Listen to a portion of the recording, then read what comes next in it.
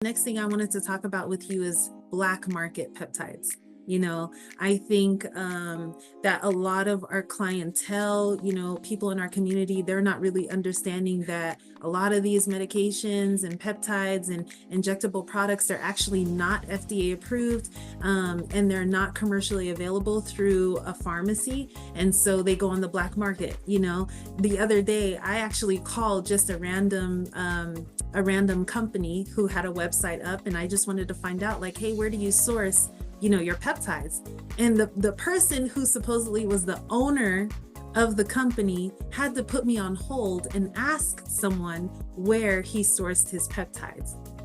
That should be a clue to any consumer that, hey, this is probably not the safest thing to do for the body. You're really putting yourself at risk. You're going to expose yourself to endotoxins. You can expose yourself to, solvents and different chemicals that can put you into kidney failure and, maybe expose you to some type of, septic process, So what do you think about black market peptides? Yeah, great to bring that up. I think there's a lot of misconception out there with the public and everybody from providers down to patients.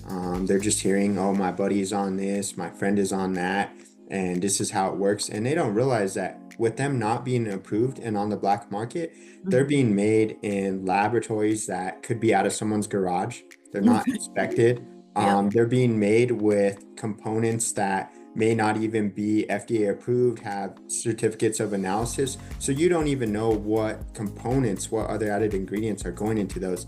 And then you're taking that and injecting it. So just like you said, not only risk of sepsis, you can have an abscess, you can get fungal infection. There's a big reason why these are inspected by your local boards of pharmacy and then bigger agencies. So, that's important to really convey to patients for a safety factor. Exactly. I love that.